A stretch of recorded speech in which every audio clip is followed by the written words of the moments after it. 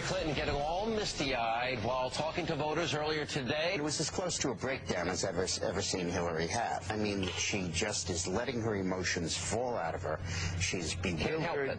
Can't help it. Bewildered, frustrated. We can't have people who break down and start crying at the most, difficult moment. Of course we can't have that! And that candidate puddle that was Hillary Clinton just isn't fit to serve with our stronger, more stable male politicians. You know how the ladies are with the... When I think of what Kyle has meant to me over the past 15 years. It's my son. God almighty. It's my...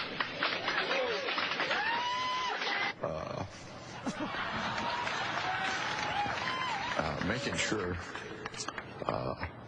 that these kids have a shot at the American dream. Thank God. It's important. Stop it! Stop it! That man is not crying. He's a male. He's not crying. He is wearing his favorite onion shirt. That's an onion shirt.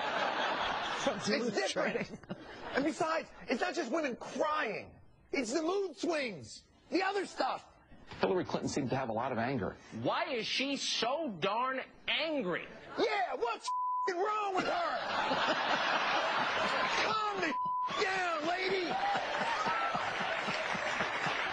Because that's the thing. If you want to be in politics, you got to learn how to control your temper.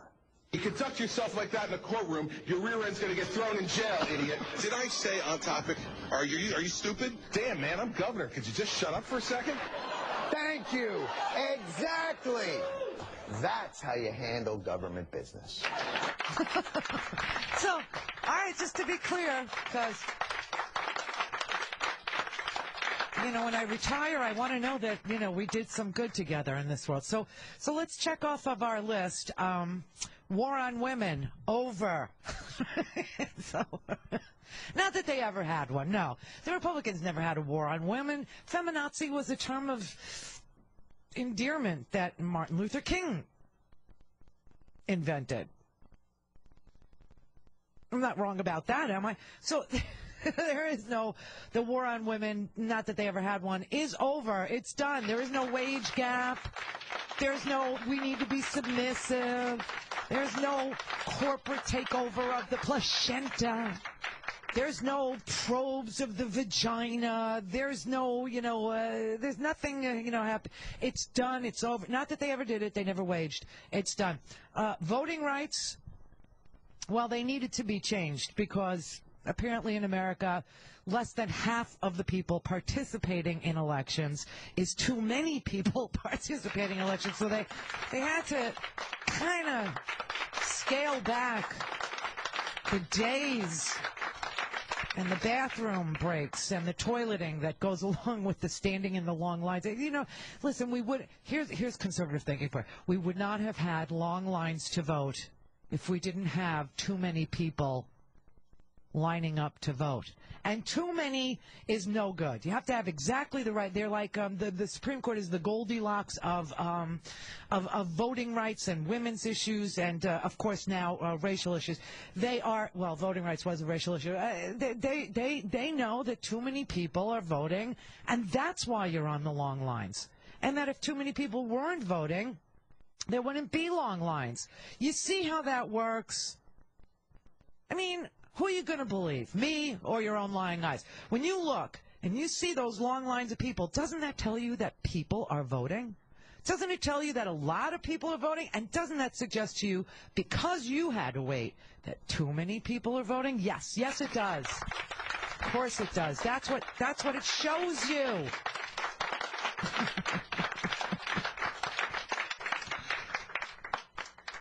All this hatred in politics and all this vitriol and all this screaming and yelling, you know what that means?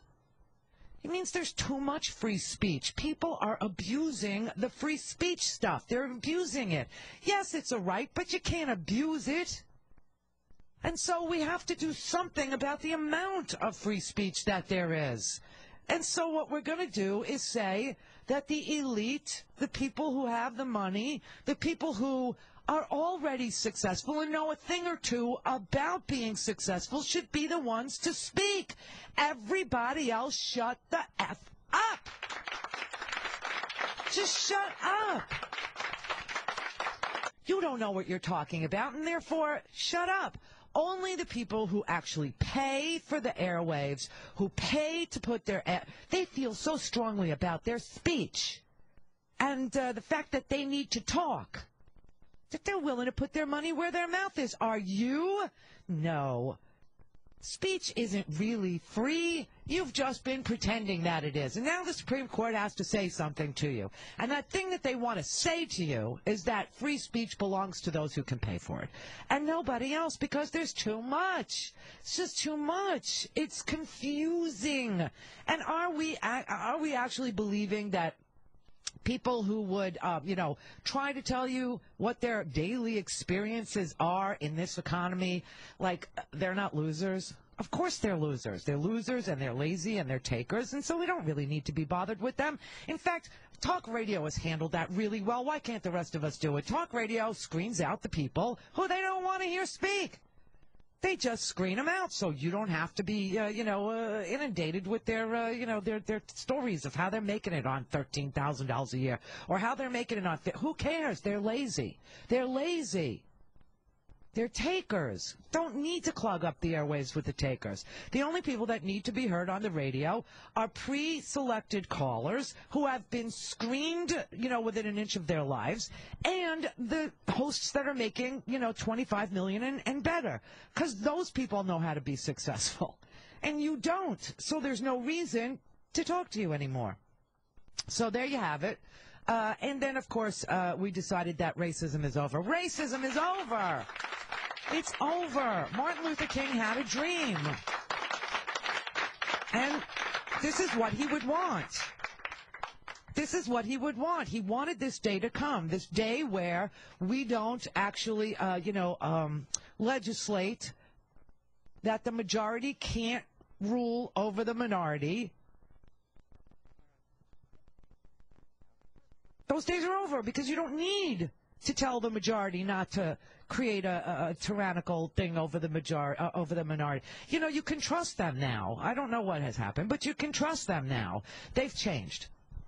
Yes, they used to beat you, but they will never beat you again. Yes, they cheated on you, but they will never cheat again. They're sorry. They're sorry. And those days are over. And this is what Dr. Martin Luther King wanted. What I'm seeing, what I think is the trend of the court is most interesting. This court, through a variety of different precedences and judges, is weeding us off these extraordinary civil rights laws that were once very important and very necessary, arguably.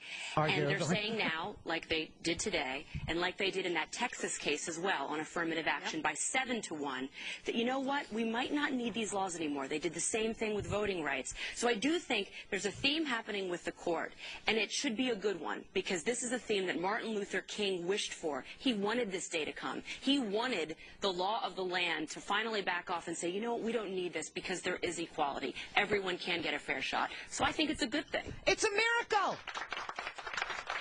It's a miracle. And it's not just, like one single miracle. This is like a whole lot of miracles wrapped inside of a miracle. This is Candy Crush. This is really miraculous, right? This is really amazing. Here's what happened. Dr. Martin Luther King has become a conservative, and he wanted affirmative action to end, and it did. It's a miracle. Racism is over. It's 3 prongs of a miracle. It's the trifecta of miracles. Oh, my God. I can't. Thank you, Jesus and Moses. And Abraham and Isaac and Miriam, where'd you go?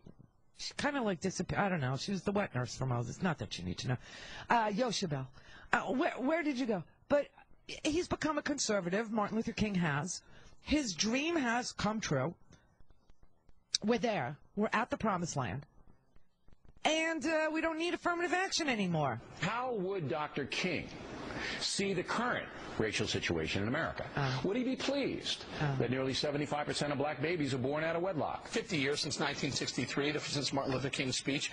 You know, right now, let's see where we are in the black community, in socioeconomics within the black community. Blacks are 6 times more likely to be incarcerated than whites. A friend of mine sent me some excerpts, Martin Luther King's speech 50 years ago. He says, you know, Rush, when I read what King said, I am reminded more of things you say than things Obama says. It is the collapse of the traditional family that is wreaking havoc in the African-American community. The other issues, while somewhat important, are essentially a sideshow. Lewis, of course, is known as himself as a trailblazing civil rights figure. We must say to the Congress, fix the Voting Rights Act. We must say to the Congress, pass comprehensive immigration reform. It doesn't make sense that millions of our people... Okay. You know, except for those people. Racism is over. It's over.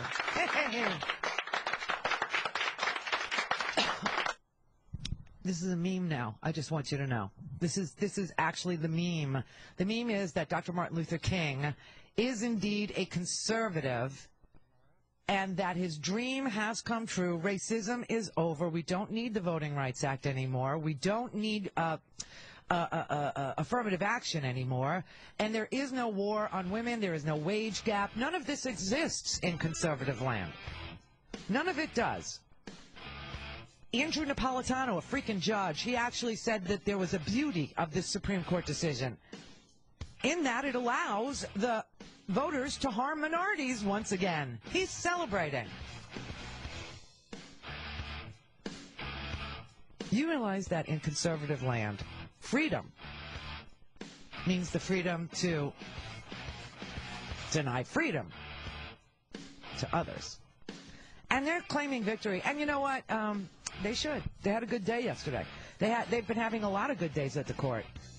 A lot of good days at the court. The court has gotten rid of the Voting Rights Act. The court has gotten rid of affirmative action. The court has gotten rid of free speech. I always thought when they said drown it in a bathtub, you know, the free speechy thing, I always thought it would be in water, but apparently it's in money. I did not know that. So live and learn is what we did. 18 after. The elites that run universities think they know better than the voters do. And often these university systems, even in schools, even in states that are basically have a conservative electorate, decide that they want to tinker with the law on their own. Now the electorate knows that once it puts a clause in the Constitution forbidding the government from making a decision based on race, you know, that thing that a civil war was supposed to have resolved, that even the elites and the public universities will have to comply with it. Right, about Judge Sotomayor and her dissent, though, she says it will harm minorities, and they point to the fact that black and Latino enrollment at the University of Michigan has gone down. That's the beauty of this decision today. It really lets the voters go either way, Eric. It doesn't say the voters must, it says the voters may. But if the voters do prohibit the government in their states from taking race into account for, say, college and law school admissions, the government must, in that state, must comply. Okay. So let's see. Since 2006, Michigan has banned affirmative action admissions. By the way, affirmative action doesn't mean that your grades can suck and you get into school because you're black. Okay? What it means is, just like a legacy, if your dad went to a school like Yale or Harvard or Penn or one of the, you know, really good schools, then that school will add to your SAT scores 160 points. That's what happens if you are a good student who could get into that school if you attended a school that was a majority African-American, or if your parents were African-American, or if your parents were African-American and never went to college. It's kind of to balance out the scale. You get some extra points for making something out of yourself. You know, a meritocracy where the legacy points are the Lucky Sperm Club. You see how that works. But the Lucky Sperm Club is winning this. So Andrew Napolitano says the beauty of this Supreme Court decision is that it allows voters to harm minorities, because for guys like Andrew Napolitano and conservatives, it always means freedom does. The freedom to destroy freedom for others. It has always meant that in this country. That's why we needed a 14th Amendment. But when it was pointed out to him, you just heard that Black and Latino enrollment at Michigan has gone down by 25%. That's what they didn't tell you. He says, oh, well, that's the beauty of the decision. It really lets the voters go either way. So for some bizarre reason, if you live in a state where the voters want to allow black people to go to law school, they're free to do that. But if you live in a state where they don't want anything but legacies getting the extra points, they don't want a meritocracy where you get some extra points for doing something really extraordinary with a very poor start, or you come from a place where there is still segregation, like only maybe 10% of the population of your school was another race other than white, then the voters can actually do that. So we don't have to worry about justices like Latino Justice Sonia Sotomayor on the Supreme Court anymore writing angry decisions. Because in her dissent, she actually clearly says, I am a living, breathing result of affirmative action. Forbidding the government from making a decision based on race, he says that's what the Civil War was supposed to have resolved. Fox News viewers must be so confused by that, because I think that they believe the Civil War was about states' rights, and they still do. The Clive and Bundy people, they still think it was about, somebody ought to tell Andrew Napolitano that if you're talking about the Civil War, it's the war of northern aggression if you're appearing on Fox News. But if the point of the Civil War was to keep black people from going to law school, wouldn't it have been easier to keep them in slavery and not allow them to read?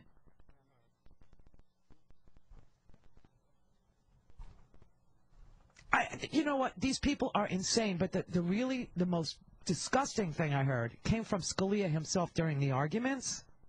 This is Antonin Scalia making a claim that, frankly, a first-year law student knows is bullcrap. But he said this in open court. We've held that the 14th Amendment protects all races. I mean, that was the argument in the early years, that it protected only the blacks. But I thought we rejected that.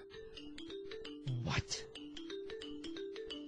The 14th Amendment was for all people? The 14th Amendment was not for all people. The 14th Amendment was to undo the Dred Scott decision that the Supreme Court wrote. Chief Justice Taney wrote that a black man is only 3/5 of a man.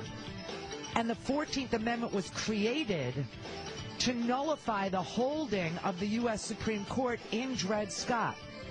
It is specifically for African Americans. It is specifically for the blacks, as he likes to call them. Who is he, Donald Trump now? My organization actually put forward an amicus brief asking the court to not only take up this case, but to issue a ruling similar to the one that it did, precisely because we are trying to embark upon what Martin Luther King said 50 years ago, that we shouldn't let the race or skin color or even the chromosomal genotype, the gender of the individual, be the decisive factor in whether they get to go to school.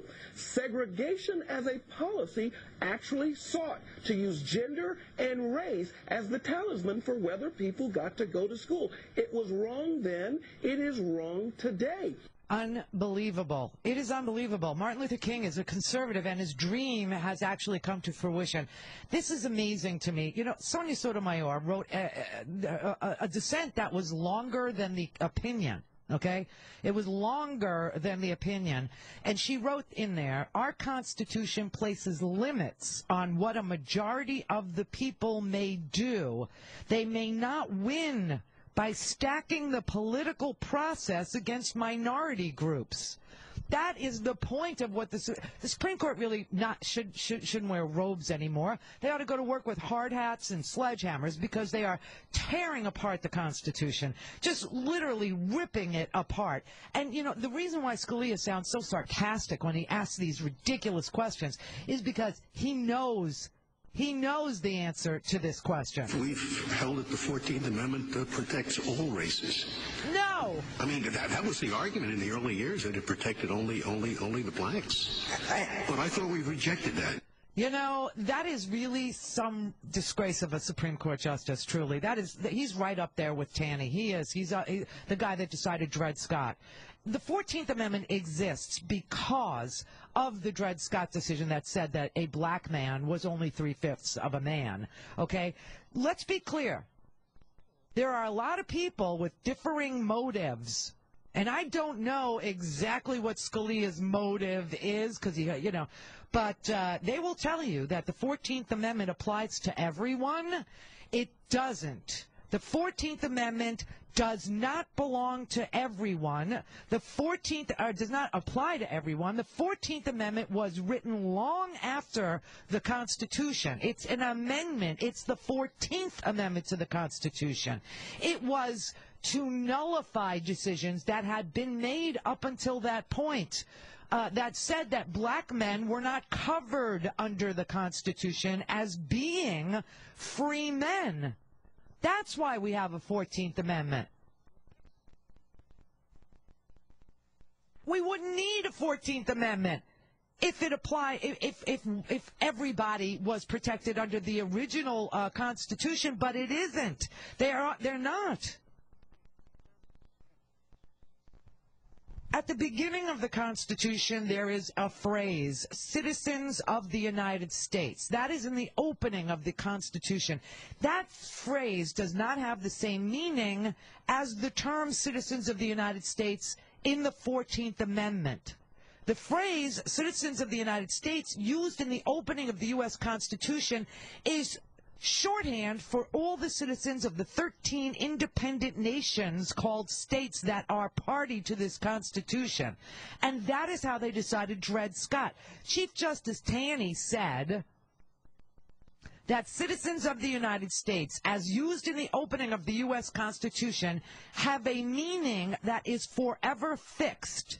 It is forever fixed because the phrase means only what the men who wrote them and voted on them meant them to mean. Neither you nor I nor the Chief Justice of the U.S. Supreme Court can interpret it any other way, and that the word means forever only the white citizens of the 13 independent states and all states admitted to the Union thereafter. That's not a racist statement. That is a historical legal reality. That's why we needed a 14th Amendment. Judge Taney in Dred Scott made it crystal clear that the phrase people of the United States in its pre-Civil War meaning was citizens of the United States is a meaning that is forever fixed, meaning only what the men who wrote them and voted on them meant them to mean. And all the subsequent cases after that said that citizens of the United States meant only white men. Only white men. So we had to have a constitutional amendment. After the Emancipation Proclamation, after the 13th Amendment comes the 14th Amendment. And the reason why the 14th Amendment was in there, it had to be ratified, was because it wasn't covering African Americans. And they were truly African Americans. They were just Africans until the 14th Amendment. So since the term citizens of the United States, as used in the 14th Amendment quite clearly, finally embraces people of African descent brought here for the purpose of slavery. Citizens of the United States in the 14th Amendment has a new and different meaning, separate and distinct from the meaning of at the beginning of the Constitution. Citizens of the United States in the beginning of the Constitution, in the opening of the Constitution, meant any free white male who was a citizen of the original 13 states and any free white male who was a citizen of any state thereafter admitted to the Union. Citizen of the United States, as used in the 14th Amendment, means any person born into any state of the Union who was held in bondage of slavery or involuntary servitude and under the provisions of the Constitution of such state at that time, not as a citizen thereof, is now a citizen of these United States. It created a new class of citizen. This new class of citizen was not created by the well-settled and long-existing rules and tradition of the United States, the 13 colonies and those states admitted thereafter. This new class of citizen gained his citizenship by the citizens that gave it to him. The citizens of the original class of citizenship. So when you see that in, let's say, the Declaration of Independence, when you see that, inalienable rights, meaning God-given rights, that didn't apply to Africans. Africans didn't get their rights in our Constitution from inalienable rights, whatever that means to you. It could mean God, it could mean that we just assume that all men are created equal, blah, blah, blah. But Africans did not get their civil rights that way. They did not get their freedom that way. They did not get their citizenship that way. They got their citizenship from the original class of citizenship. The original class of citizens agreed to establish a new class of citizens. They gifted a new class of citizens citizenship. Think about it as amnesty. They didn't have inalienable rights. To this day, under our Constitution, African Americans don't have inalienable rights. If you really want to understand it, then you have to understand it. The rights of African Americans in our country to this day came from other citizens who had inalienable rights and decided to gift Africans their citizenship. That is what the 14th Amendment is. It created a new class of persons who, at that time, did not have citizenship. And so when he sits there and says, well, what's really interesting in what he says is that we used to interpret it that way. We used to. In constitutional law, there is a holding that says that the people who wrote the original, amendment, or the people who wrote the original law, or the people who framed that they were closest to it and that they understood what they meant better. And so if the Supreme Court is sitting here and Scalia is sitting here and telling you, well, we used to say, and now we don't, you can't change it, especially if you're him. He's a strict constructionist. He believes that the opening of the Constitution did not apply to all citizens. He understands in his originalist, or whatever he calls it, what do they call it? The intent, the original intent people. He believes exactly what I just said. He believes that this was not set up as a free country with citizenship for everybody who lived in it.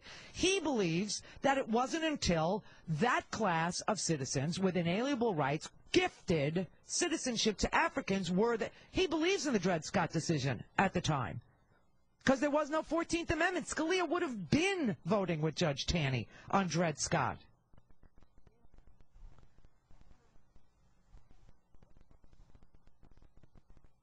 Here's the statute. 42 U.S.C. That's our U.S. code. This is federal law. 42, look it up, law students. Write a paper about this. 42 U.S.C. 1981, Section A. All persons within the jurisdiction of the United States shall have the same right in every state and territory to make and enforce contracts, to sue, be parties, give evidence, and to the full and equal benefit of all laws and proceedings for the security of persons and property, as is enjoyed by white citizens. clearly persons are being distinguished from white citizens, and that is because the term person in Section 1981 is the same person as in the 14th Amendment, who is the same person as in the Civil Rights Act of 1866, the Enforcement Act, the Freedmen Bureaus Act, all of which exclusively deal with a class of person. What is wrong with him? We've held that the 14th Amendment protects all races. I mean, that was the argument in the early years, that it protected only the blacks. But I thought we rejected that. It wasn't only the blacks, it was Africans. Africans who were brought here in bondage, Africans who were brought here for involuntary servitude, Africans who were enslaved. That's what the 14th Amendment is for. That's who it addresses. That's the class of person that gets citizenship under the Constitution. This is ridiculous what they're saying. I got to tell you, and listen, yesterday they didn't decide on the constitutionality of affirmative action itself. They didn't strike it down as being unconstitutional. That's a good thing. What they did say was who has a say over the state laws that apply to people who enjoy affirmative action. And the who are white people. White people get to decide now. And, you know, this little comment, the elites that run university systems think they know better than voters do.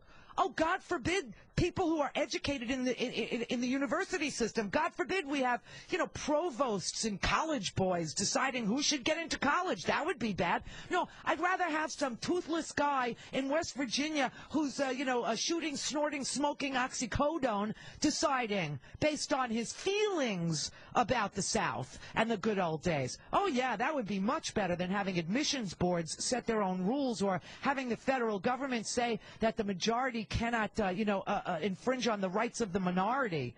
I mean, this perfectly describes their election strategy. The majority ought to infringe on the rights of the minority so that the minority can't even show up and vote. And the minority will always be the minority in every district we draw because the minority will be every Democratic voter. And that means kids, and that means Africans, and that means, Democrats. It's their whole election strategy. It's always been their election strategy. But we've had laws because we knew that this was their strategy. And now they're all being undone.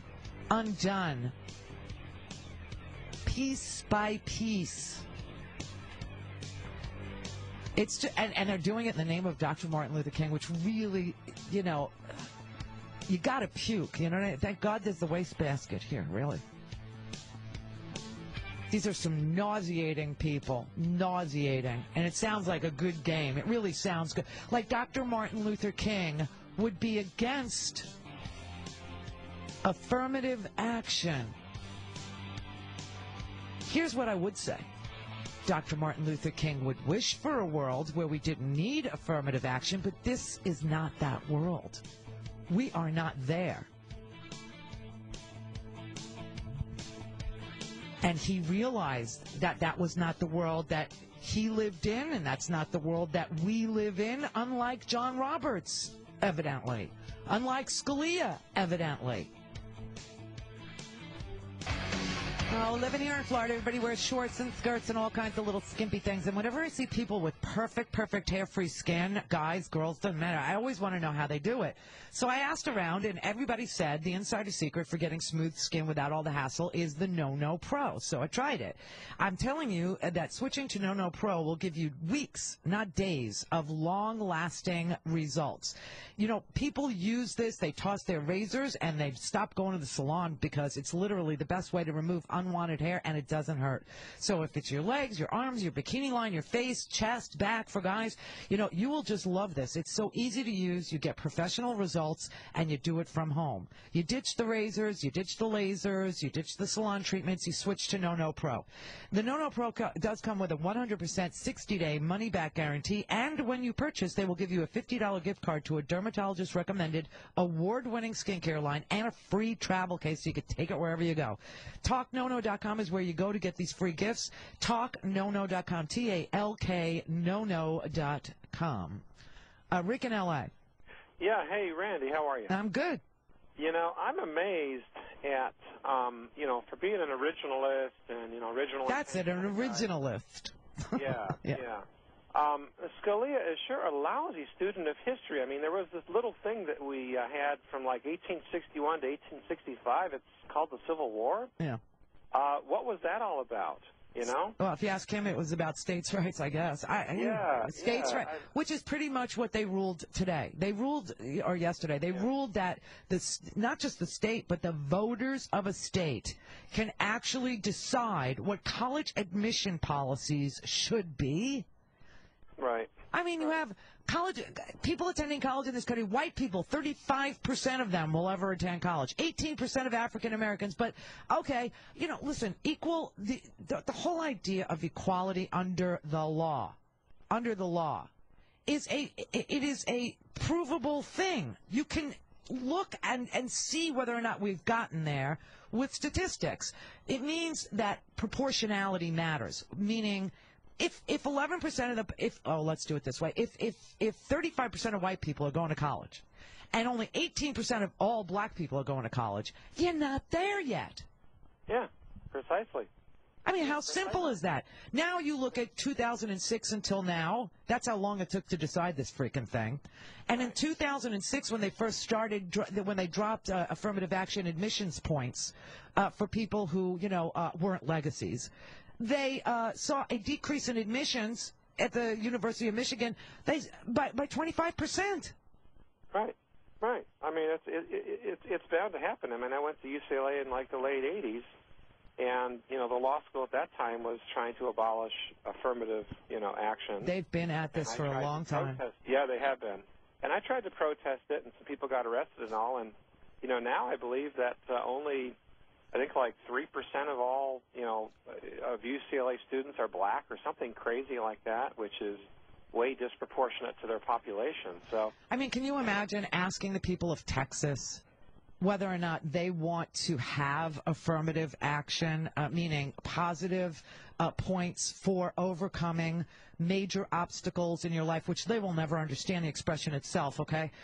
But can you imagine asking the voters of Texas if they want affirmative action for black and Hispanic people? I mean, the answer is going to be clearly no. Yeah. I mean, we might as well put the Civil Rights Act of 1964 up for a vote if we're going back to the whole era of tyranny of the majority. I mean, the 14th Amendment was designed to overturn Dred Scott, right, and to prevent the majority from discriminating against the minorities. It was actually the 14th Amendment was meant to give citizenship, right, to Africans, right, and their rights don't come from the same place in our Constitution, which is really pretty sad, but it's historically accurate.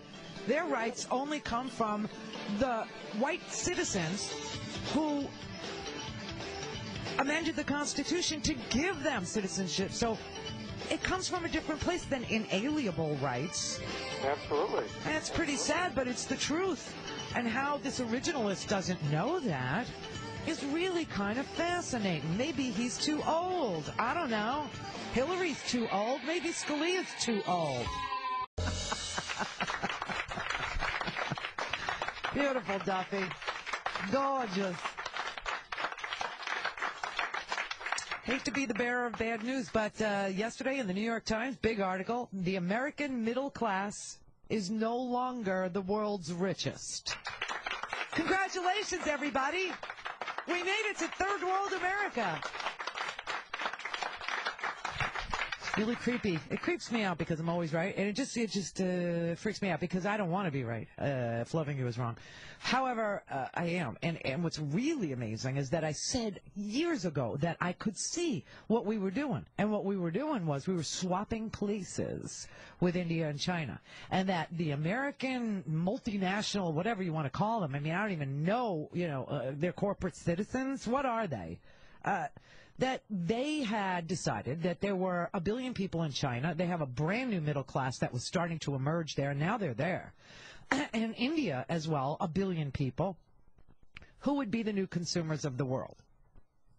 So who was going to be the labor? Who was going to be the slave labor? Who was going to work for, bupkis? Who was going to work for nothing? Who was going to work for, $1 an hour? And, whenever you need an egg timer, there's never one around. The Republicans just chimed in. We don't need a minimum wage. We should do away with the minimum. This is going to be the next fight. Just write that down, that I said that too. The next fight's going to be to do away with the minimum wage. And the Supreme Court, as it's currently made up, will say that, that was then, this is now. We don't need no stinking minimum wage. And as I kept on trying to explain to you how every time I would see a signpost that was telling me that we were, either stagnating or losing ground, and that we were going to be not consumers anymore, but we were going to be wage slaves, and that the new consumers of the world would be over there in India and China, people would just, scream at me and tell me I was, I was crazy, or listen, I wish I were. I truly wish I were. But here's the, here's the New York Times yesterday. The American middle class, long the most affluent in the world, has lost that distinction. While the wealthiest Americans are outpacing many of their global peers, the New York Times analysis shows that across the lower and middle income tiers, citizens of other advanced countries have received considerably larger raises over the last 3 decades. After-tax middle-class incomes in Canada, substantially behind in 2000, now appear to be higher than in the United States.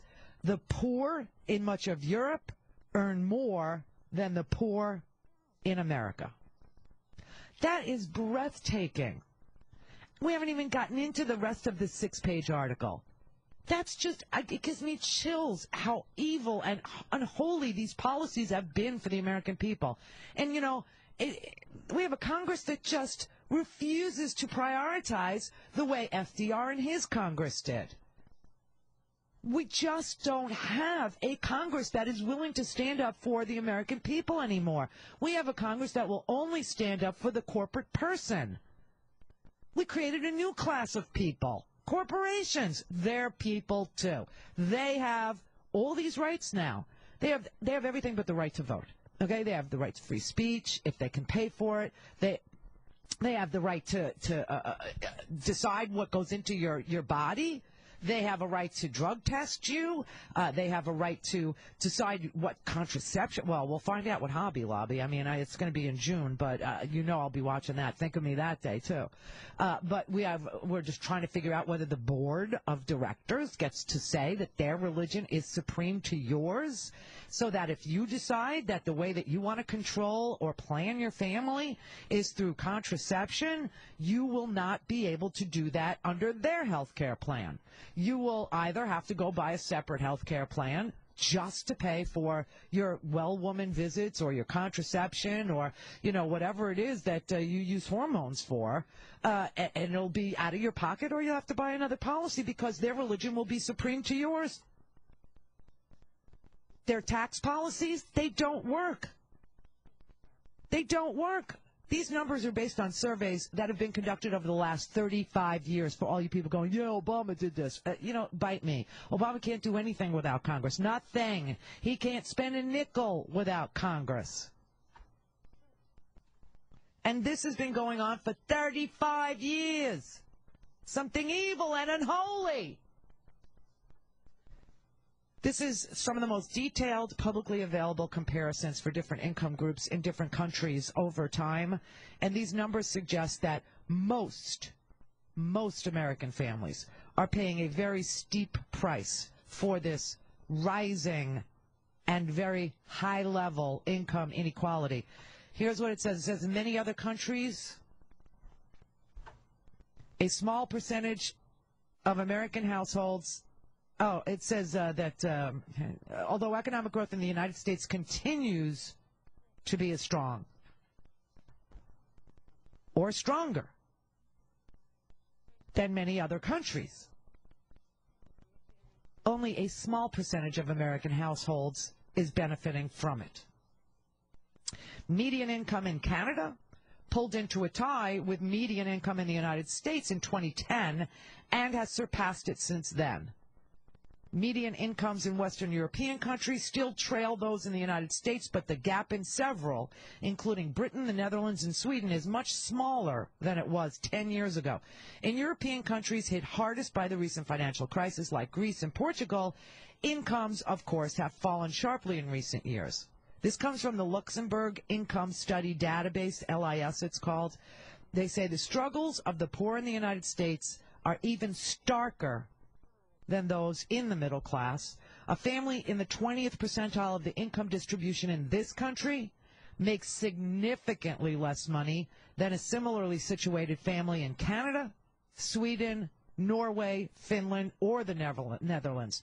35 years ago, the reverse was true. It says the United States has maintained its lead as the world's richest economy, but those numbers are averages and did not capture the distribution of income.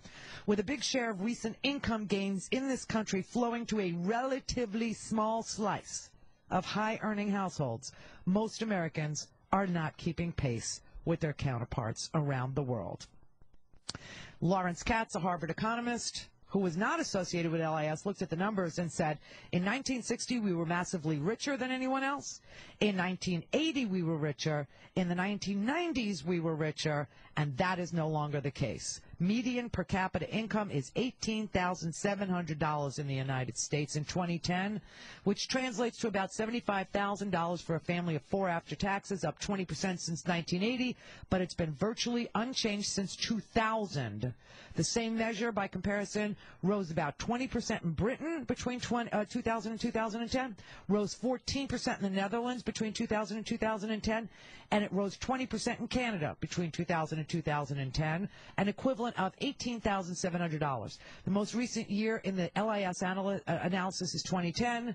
Other income surveys conducted by government agencies suggest that since 2010, pay in Canada has risen faster than pay in the United States. Okay, why?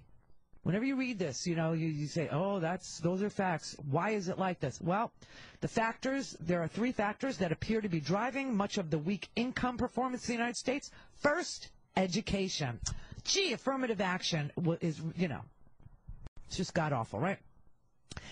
Educational attainment in the United States has risen far more slowly than in much of the industrialized world over the last 30 years. Here's something. People my age, Americans between the ages of 55 and 65 have literacy, numeracy, and technology skills, believe it or not, that are above average relative to 55 to 65-year-olds in the rest of the industrialized world. This is a study that was done by the Organization for Economic Cooperation and Development, or OECD. You'll see that, right? Okay. Younger Americans are not keeping pace. Those between 16 and 24 rank near the bottom among rich countries, well behind their counterparts in Canada, Australia, Japan, Scandinavia. We rank close to young people in Italy and Spain in educational attainment and in literacy, numeracy, and technology skills. No child's behind is left. Not no child left behind. No child's behind was left untouched by Bush, okay? The second factor is that companies that we work for distribute a much smaller share of their bounty, their profits, to their workers, to the middle class, and to the poor than similar companies elsewhere. The top executives here make substantially more money in the United States than they do in other developed countries. The minimum wage is lower here than it is in other developed countries, and labor unions are weaker here than they are in other developed countries. And because the total amount produced by our economy has not been growing faster here than it's growing in Western Europe or Canada, most American workers are receiving meager raises. And finally, it has to do with the government, okay? Governments in Canada, governments in Western Europe, they take much more aggressive steps to keep the take-home pay of their low and middle income households up by redistributing income through their tax codes. Welcome, everybody. The race to the bottom. Ooh, my coccyx bone hurts. I fell so hard. 866-87-RANDY. That is us. 866-877-2634. 19 after. Randi Rhodes. Fearless. Honest. Real. This is The Randi Rhodes Show. Hi, Phoenix. Call me right now at 866-87-RANDY. 866-877-2634. This is The Randi Rhodes Show on 1480 KPHX. The economy needs the certainty of the extension of the current tax rates. Stopping the looming tax hikes will help job creators. Don't raise taxes on small businesses because there are job creators. We have got this tailspin of culture in our inner cities in particular of men not working and just generations of men not even thinking about working or learning the value and the culture of work. And so there's a real culture problem here that has to be dealt with. It's a real union-busting tax code problem. It's a real policy problem. It's a refusal to do a jobs package. It's a refusal to do another stimulus. It's a refusal to do any infrastructure repair. It's this Congress that will do absolutely nothing in the face of us literally becoming a third world country. And trust me, if I read it in the New York Times, every member of Congress either read it or had it read to him in Congress, because some of our Congress members, they're not so good at reading, except for checks. They're very good at reading numbers on the checks. You know, I got to tell you, and this is exactly what the big money wants. The big money wants us to trade places. They want us to trade places as the most awesome middle class, the most awesome consumer-driven economy in the history of mankind ever known on the planet. That's us. That's who we were. I can't even say it's who we are because we're not anymore.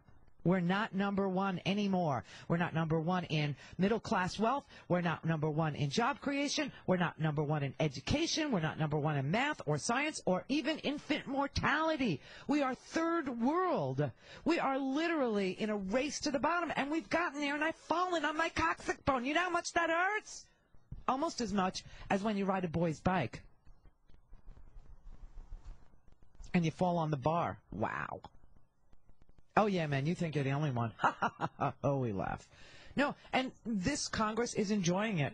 That's why they don't lift a finger to stop it, rectify it. They've been doing everything they can to speed it up. It's Lucy in the Candy Factory. And that's what you're going to have to get used to if you're a conservative.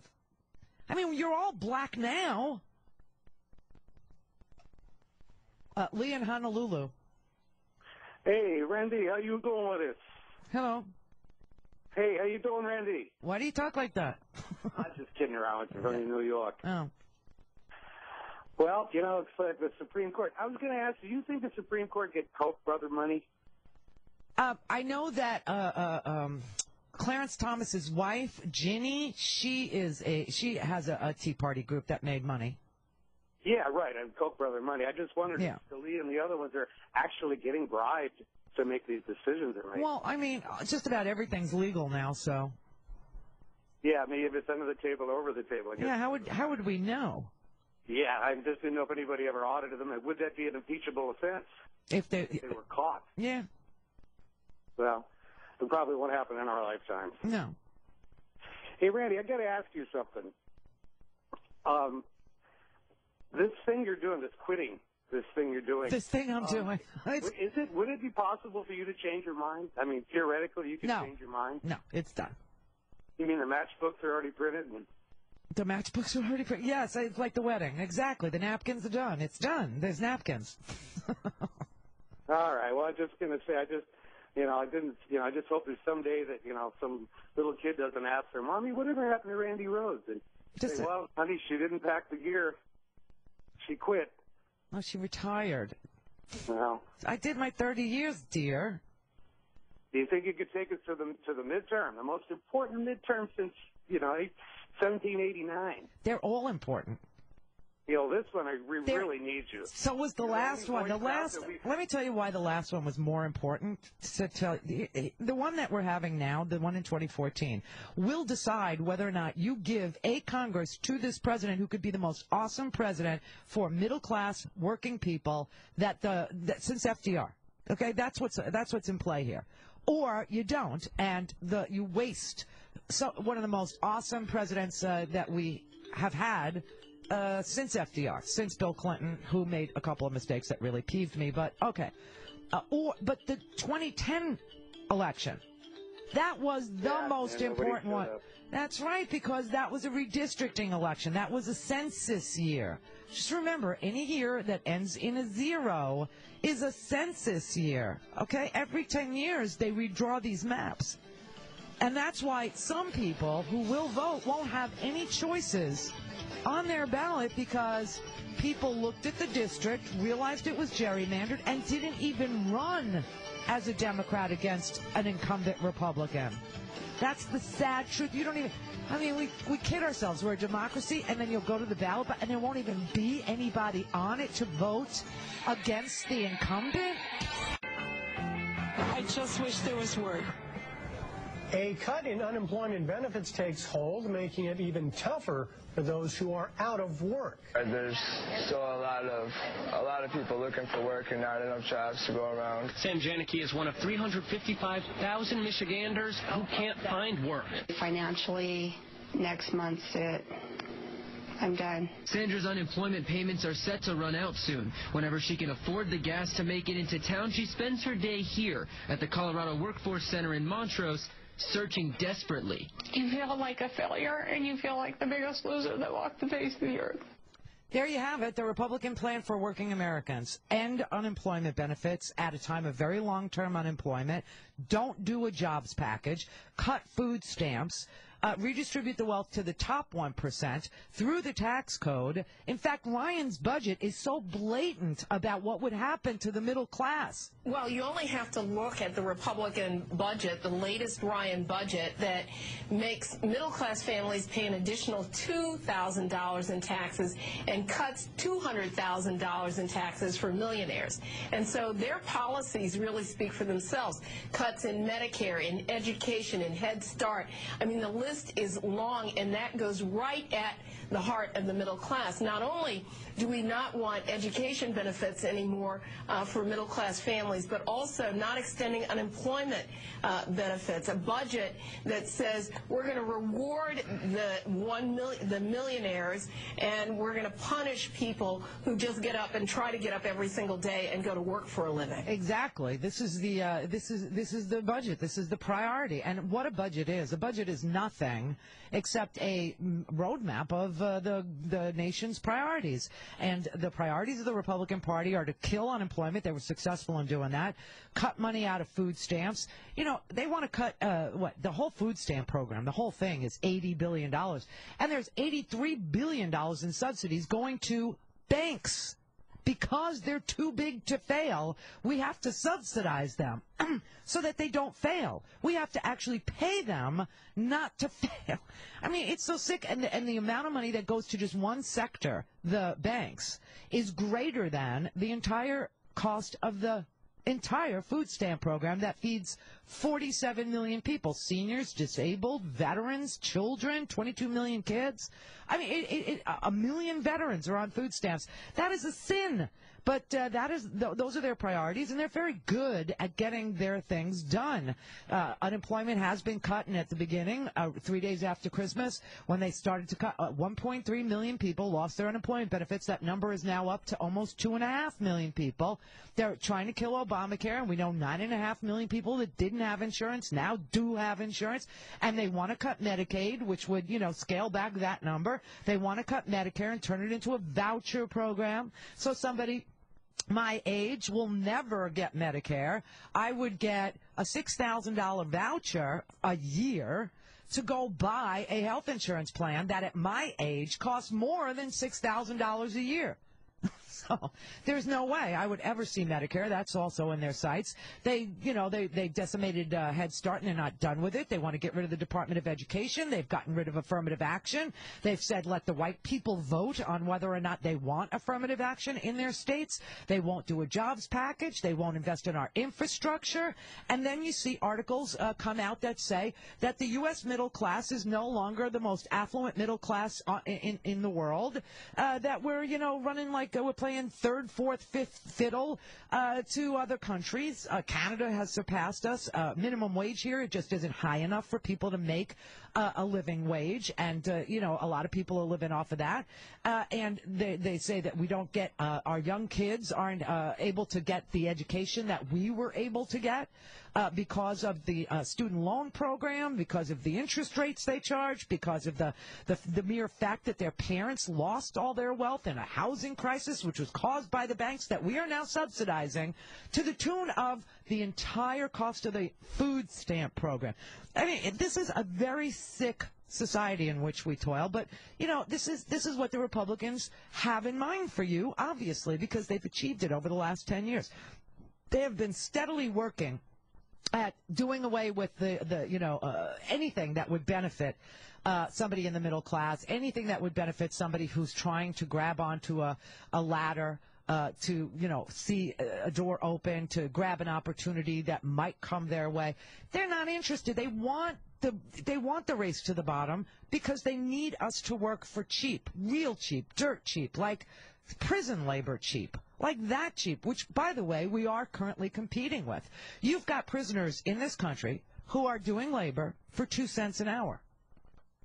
It actually exists. It really is happening.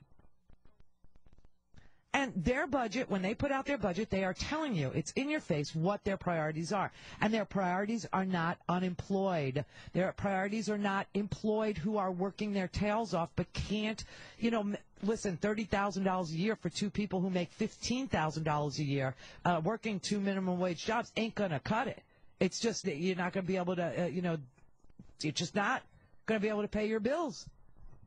There's no way $30,000, doesn't actually pay for what it costs to live in modern day America. It won't cover child care. It won't cover rent. It won't cover transportation. It won't cover gas for your car or bus fare. It's not going to cover food. It's not, it won't make it. There's no way. And everybody's sitting there thinking other people are doing it. They're not doing it. Other people aren't doing it. Other people are either taking advantage of Medicaid, or they're because you can't afford health care, right? And you get sick and then you're wiped out. I mean, you're already wiped out. Americans have no savings. Very few of us have savings. Very few. So this was their agenda, and they're very good at doing it. And now, of course, they want to mobilize white voters who have been alienated by civil rights reforms so that they will go out and they will vote against things that help people who, listen, the great wrongs that have been done against entire populations of segments of our population, they're not unknown. They're not unknown. Everybody knows what those great wrongs were. Everybody knows what the great wrong of slavery is. Everybody knows what the great wrong of Reconstruction was. Everybody knows what the great wrong of Jim Crow laws were. Everybody knows why we needed a Civil Rights Act. Everybody knows why we needed a Voting Rights Act of 65. Everybody, my age has lived through the pre and the post. We all know. And now we're back in post again. We're back to square one on a whole host of issues. Just remember this. All civil rights come from the 14th Amendment. Every single thing that has been designed to give equality to women, or designed to give equality to gays and lesbians, or designed to give equality to African Americans, all comes from the 14th Amendment. Because those are new classes of citizens that did not exist before the 14th Amendment, did not exist before the 13th Amendment, did not exist in the Bill of Rights. They did not have equal rights. They did not have citizenship, basic citizenship they didn't have. And so all civil rights come from, and they are hacking away at it, just literally hacking away at it. It's like the white supremacists who really Seriously. Said the South's going to do it again. Are winning. It's an amazing thing to watch. It's heartbreaking, but it's an amazing thing to watch. We've got an economy that is just so fixable. That's the crazy part. It's like they've been smart in the past, and maybe they'll vote right this time. Maybe they'll vote what they need to vote for this time. I just hope so. Well, you know, I've been doing this for a really, really long time, and I know. And I got to tell you that there are they're just midterm elections. Just people don't. They just don't. And it's, you know, the base of the parties are the ones that do. And frankly, when the base of our party sits it out and the base of their party shows up, this is what you get.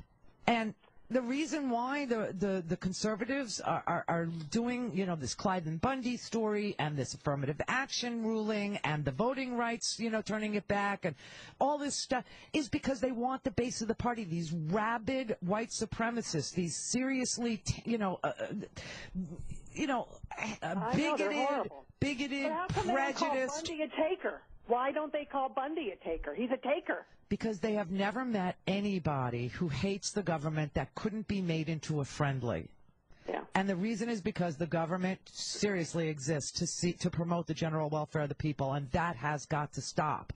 They don't want the general welfare of the people promoted. They don't want anything that would, you know, help even themselves, because they have, for 30 years, pitched this thing that the government is not here to help you. The government is your enemy.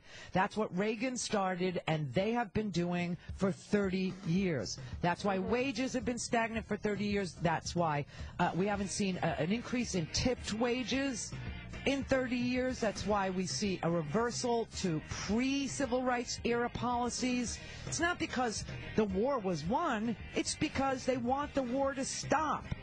Well, I just hope you take care of yourself and you do whatever it is you need to do, and I am going to miss you tremendously. Well, thank you. I'll miss you too. 48 after. Randi Rhodes.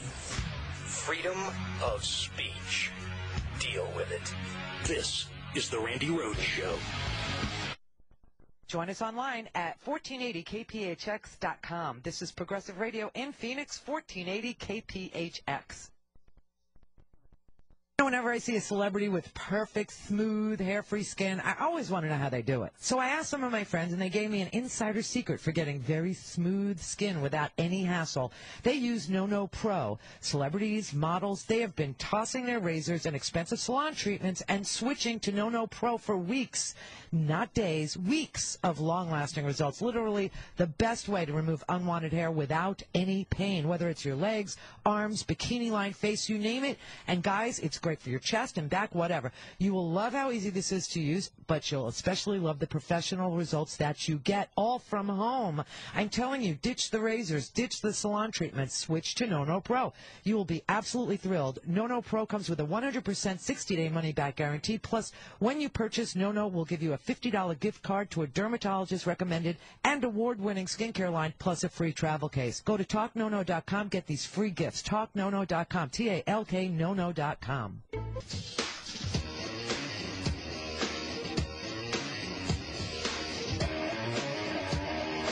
Turn down the noise, turn up your mind with Randi Rhodes on Premier Radio Networks.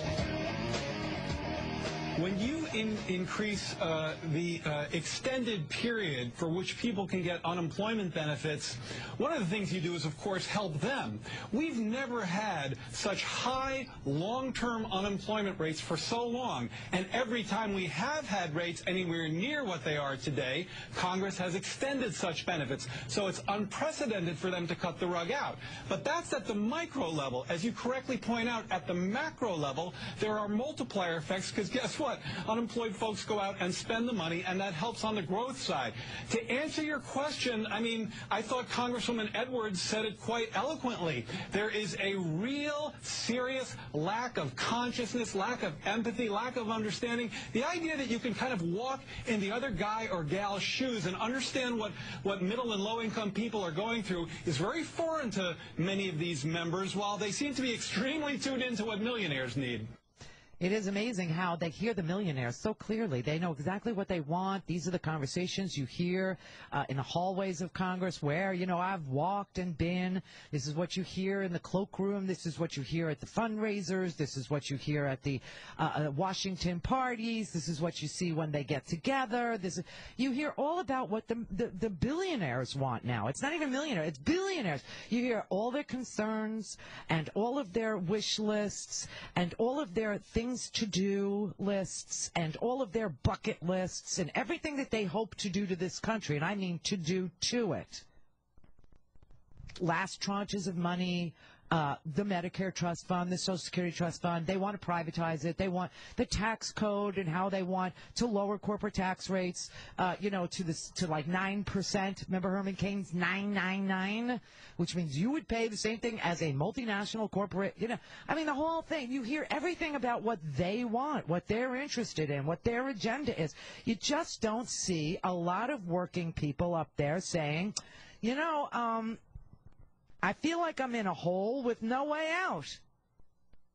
And quite frankly, there's a prescription pill epidemic going on over here, or over there in Vermont, there's a heroin epidemic going on over here, or over here it's like people are getting life sentences for nonviolent crimes having to do with drugs, life sentences for nonviolent crimes. And then you have the nerve to stand there and say, why is the nuclear family being disrupted in places where people have mandatory minimum drug sentencing that could sentence them to life in prison for having a joint for the third time?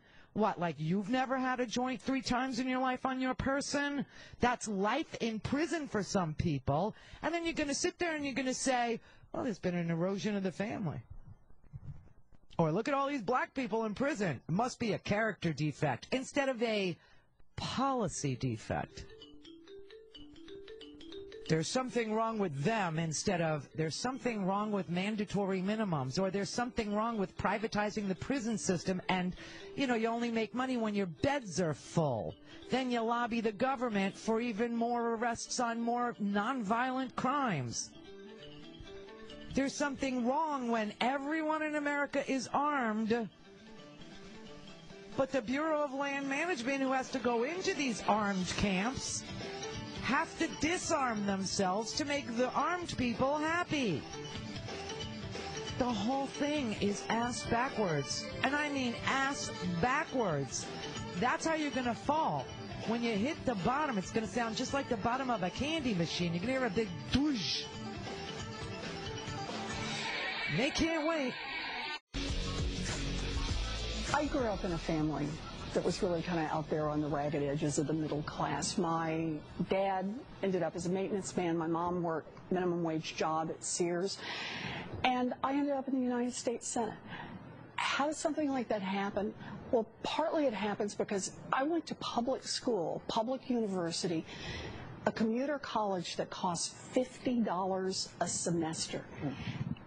I grew up in an America that was investing in its kids, an America that said, if you work hard, if you get out there, you play by the rules, we're going to make a public school alternative that is affordable and will give you a great education. And that opened a million doors for me. And what the reason I keep fighting now is we used those opportunities back then to build a strong and robust middle class, really basically from the Great Depression until about the 1980s. We built that middle class. We built our hopes and our dreams in it. And then you hit the 1980s, and instead it starts to shift. The Republicans say, what we really have to do is we've got to open up a bunch of tax loopholes, and the way we're going to pay for that is we're going to cut back on what we spend on educating our kids. We're going to cut back on the basic infrastructure, those roads and bridges and power grids that let businesses get started and move forward. We're going to cut back on funding basic research in this country, that great pipeline of ideas that had built so much innovation and creation. Exactly, and that's the battle. That's the war of ideas. The Republicans have had an idea since 1980 that they won't let go of, and that idea is to undo the Great Society. That idea is to undo FDR and the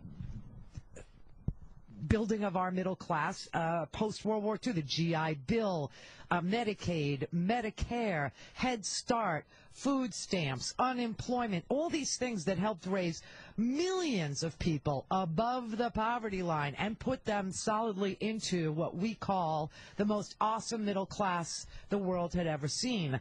But those days are over because the Republicans in 1980 started hacking away at it, and they haven't stopped. Now they're into civil rights. Now they're into doing away with the 14th Amendment. They're trying to claim that the 14th Amendment was for everybody. The 14th Amendment wasn't for everybody. The 14th Amendment was specifically for Africans. Africans who were brought here in bondage. Africans who were made to work for free. Africans who were beaten. Africans who were enslaved. That's why we had to have an amendment to the Constitution.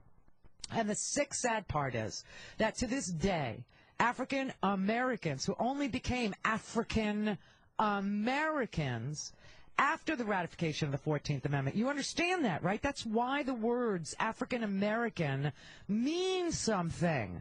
Before the 14th Amendment, they were Africans. They weren't Americans. And now they're hacking away at even that, saying, oh, it's supposed to protect everybody. Bull crap. If it was supposed to protect everybody, then the Constitution wouldn't have needed amendment. It wouldn't have needed a 14th or a 13th. It would have just said, if you were born here, you were a citizen. But to this day, African Americans only got their citizenship as a gift from white citizens who were men, white men. And we amended the Constitution after the Civil War. And you know, all these laws that we had after the 14th Amendment were all directed at the South. They were all aimed squarely at the South because the South was pretty much who was doing this to Africans and, needed to be told to stop doing it under penalty of law. And now they're looking to undo it, saying it's all over. And, now I tell white people who live in rural counties, you're black now. Okay, now you're an African American. We're all African American now. How do I know that? Because if you live in 85% of all the poor counties in this country are rural. 85% are rural. Why is that? Because 85% of those poor rural counties vote for the same exact party over and over and over again. And that party that they vote for wants to do away with everything that helped create the strongest middle class that the world had ever seen, which now we are no longer able to claim. As of 2010, we just found out we are no longer able to claim that the United States middle class is the most affluent middle class in the world. It's not true. We have the lowest union membership. That's why. We have very low educational attainment. That's why.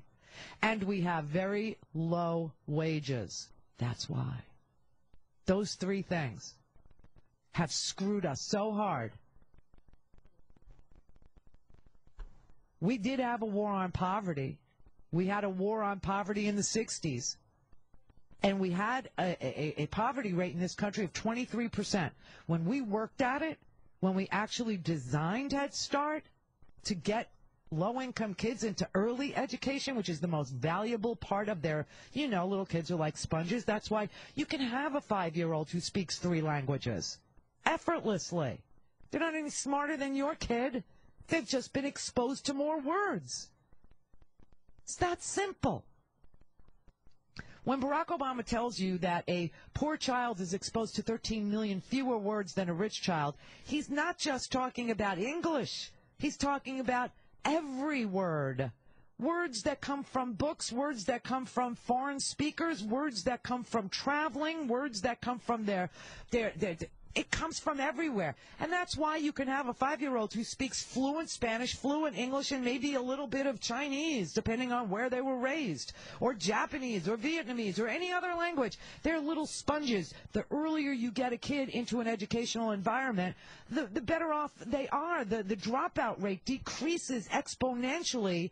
If a third grader is reading at third grade level by third grade, that kid is so much less likely to drop out, and that is the ticket to affluence. That is the ticket to the middle class and beyond.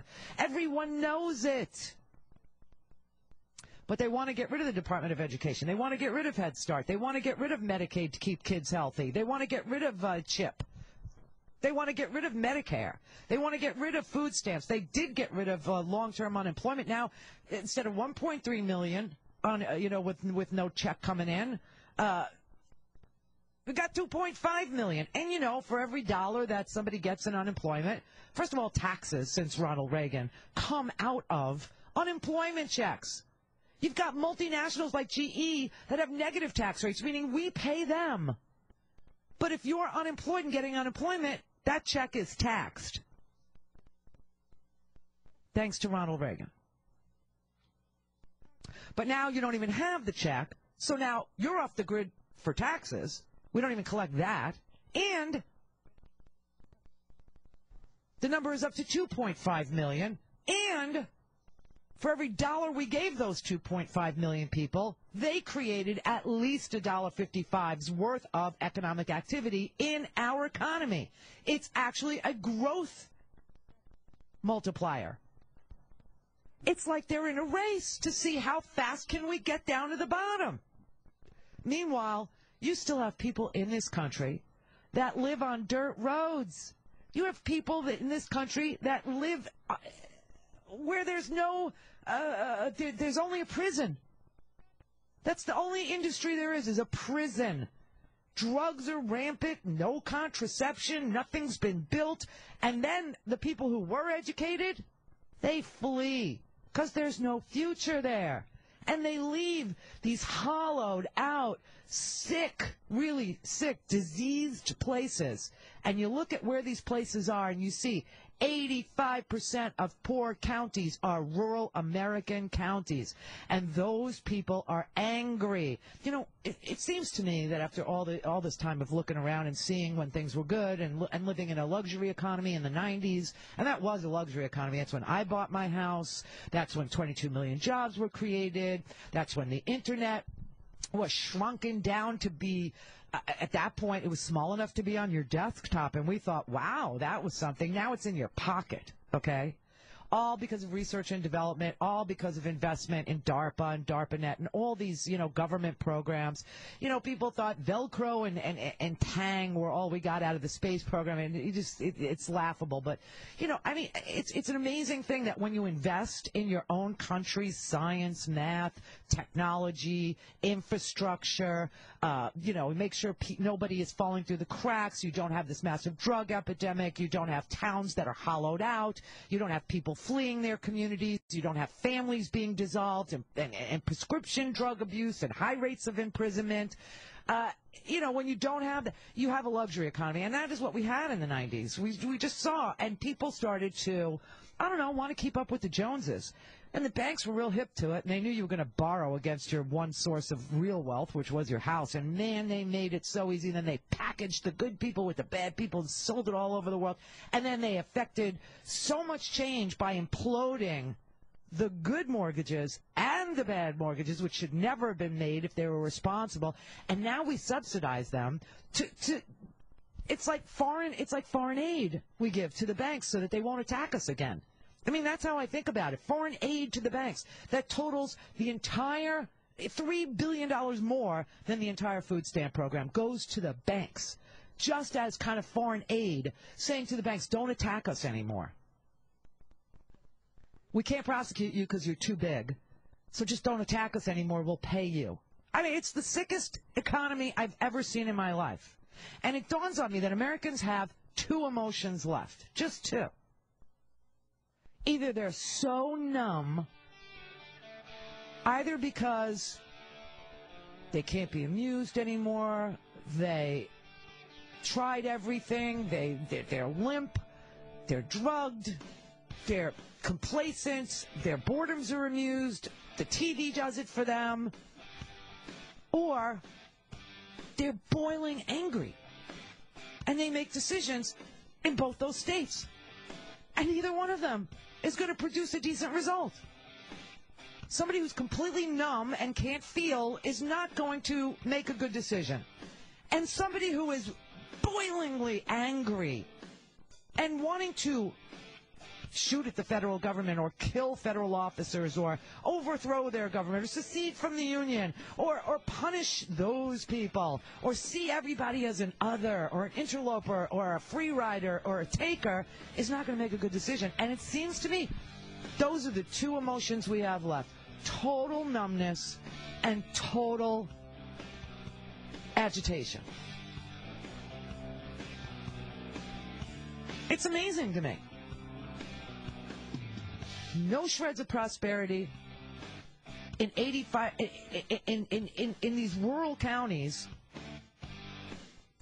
No investment, no infrastructure, shuttered businesses, homes crumbling from neglect, dirt roads, gravel roads. 46% of the kids in these counties don't live with their biological parents. Their mothers and fathers are in jail or dead from overdoses or have left them to flee and left them with relatives. And you've got Republicans telling you this is only happening in inner cities. Really? Are you freaking out of your mind? The union busting and the cheap labor and the right to work state movement bankrupted Detroit. Then they point to Detroit and they go, "Oh, look at it.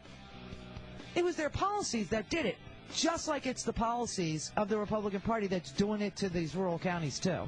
The difference is, in Detroit, they seem to know better, and they're trying to rebuild something out of nothing. And in these rural counties, they've given up. Sick. 20 after. Randi Rhodes. Your personal hotline to the cold, hard truth. 866-87-RANDY. This is The Randi Rhodes Show. Hi, Phoenix. Call me right now at 866-87-RANDY, 866-877-2634. This is the Randi. The problem is that Washington works for the big corporations. Yeah. That's exactly right. For the billionaires, for those who can hire armies of lobbyists and lawyers. Their voices are heard everywhere in the halls of Congress. But what we have to remember is they have concentrated money, concentrated power on their side, and it shows up. It gives them great advantage. But what we have on our side, we have our voices and we have our votes. And as long as we stay active, as long as we stay engaged, we can win. We can win. That's the dirty little secret. And this is why voter suppression, voter ID laws where there was no fraud, is no fraud, will never be fraud, in a modern voting system. People vote by mail in entire states in this country, and there's no fraud, there's no problem. But all this voter suppression, because one thing that the conservatives know is that their agitated base is going to show up. It's the only speed that the agitated base has. They're literally one-speed engines, okay? And they're always, and then on the left you've got, people who care, but some of them are idle. I mean, there's nothing in between. There's no gears anymore. People are just exhausted, or they've made themselves numb, or they're apathetic, whatever. And then on the other side, so they know that their base is going to show up because their base is agitated. They are pissed off at black people. They are pissed off at Jews. They are pissed off at everything. They hate their government, but they'll show up to vote. It's so strange. They will vote for people who they think will help them destroy the government. It's a very twisted thing. But they have cornered the market on propaganda, and they are able to get these people so angry with their scams, that they will vote for people that they believe will go to Washington and will kill the government. We'll do away with the Department of Education. We'll get rid of the EPA. We'll get rid of Medicare. We'll get rid of Medicaid. We'll end Head Start. Won't pay unemployment, to the long-term unemployed. They don't want Social Security anymore. They're just. This is while they get the check. While they get the check. The people that are living in these very poor rural counties, they get the check. I know they get the check because the poverty rate in 1960 in these counties was 50%. Then we did a war on poverty, and we started issuing federal benefits, and we got the poverty rate down to 23% by 1980. We halved it from 50% to less than half by 1980. And now, because of these Republicans, it's back up to 41%. And these people will vote for Republicans instead of the Democrats that freed them from the yoke of poverty, of grinding poverty, either because they're numb on drugs or they've lost their right to vote because they've been in prison. Some of these people that live in towns where the only business is the prison can't even work at the prison because they can't pass a drug test. Those were sold to these people. Put a prison here, you bring all these really good-paying jobs here. Those people can't even get the good-paying jobs because they can't pass a drug test. Their entire apparatus of elected officials, patronage, cronyism, bribery. And the solidly Democratic South, they don't vote, they don't show up, there's no such thing anymore. They just now say, well, no one ever really did look out for us, so we don't vote for anybody. But you get them hopped up enough, they'll vote. That's the base. But they'll vote for Republicans who did this to them. It's effective propaganda. That's why they do it. It's expensive, but it works. Inequality is what has turned Washington into a protection racket for the 1%. It buys all those goodies from government, tax breaks, tax havens, allowing corporations and the rich to park their money in a no-tax zone, loopholes, favors like carried interest, and on and on and on. Listen, there's a big study coming out in the fall from Martin Gillens at Princeton and Benjamin Page at Northwestern, based on data collected between 1981 and 2002. Their conclusion, quote, America's claims to being a democratic society are seriously threatened. The preferences of the average American appear to have only a minuscule, near zero, statistically non-significant impact upon public policy. Sad that it's come to this. The drift toward oligarchy that Thomas Piketty describes in his formidable book has become a mad dash, and it will overrun us and overwhelm us unless we stop it. I mean, I don't know how many people can explain this to you anymore. I really don't know how many people can lay it out there. I mean, there's study after study after study after study. The Princeton Northwestern oligarchy study, it did come out. That was a year ago. That was PBS. That was Bill Moyers telling you that they were doing the study, and it would likely show that we were an oligarchy, and the study did come out. And we read it to you this week, and the study says that the American people have a near zero effect or input into the policy that our government adopts. We've seen it, in every stat. We've seen it in every number. Again, when you say 85% of the American people want background checks to keep guns out of the hands of mentally ill people, nothing happens. When you see studies that say 85% of the American people want immigration reform, nothing happens. When you see 85% of the American people want an increase in the minimum wage, nothing happens. When you see 85% of the American people are for extending unemployment benefits and then they get canceled.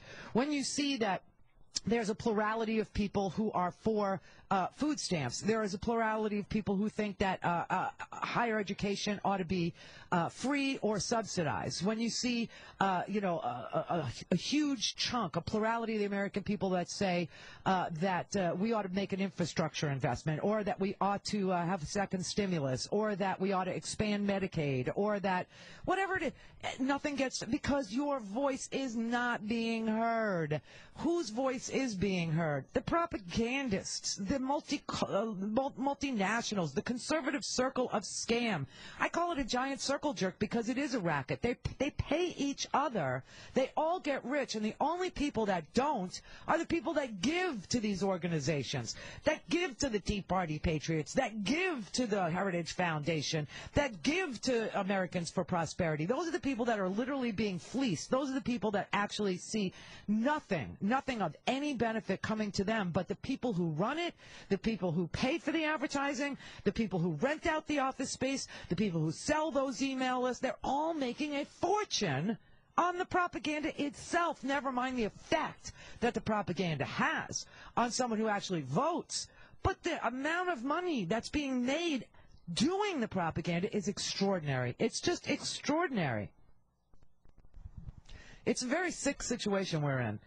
It is completely undoable. I mean, it's the idea that you could, reverse it is totally doable. It is totally doable.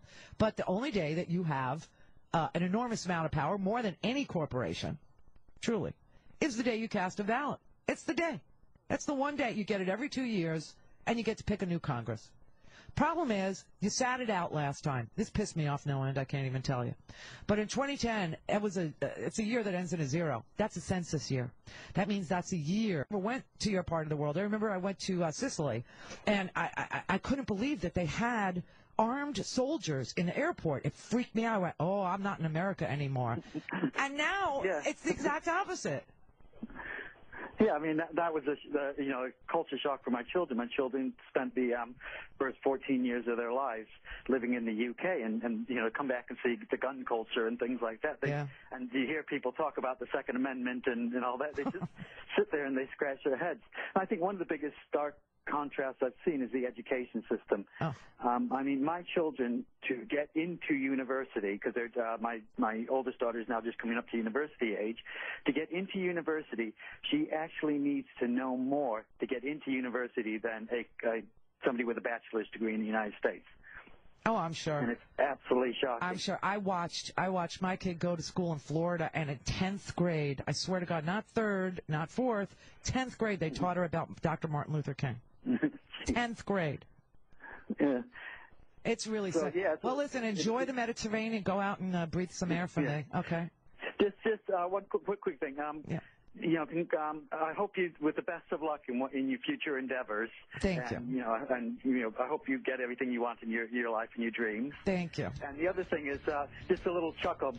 Last November, when you were talking about when Hanukkah and Thanksgiving were together, and you were talking about having trouble finding sort of Hanukkah stuff in the Florida shops and all that. Yeah, and Hobby Lobby.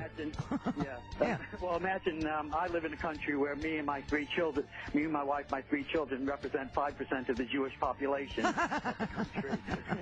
So imagine what we have to go through to try and get anything related to Hanukkah or Passover or anything. I hear you. I'll think of you.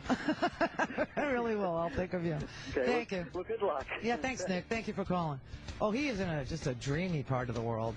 He really is. Malta is just a little tiny place.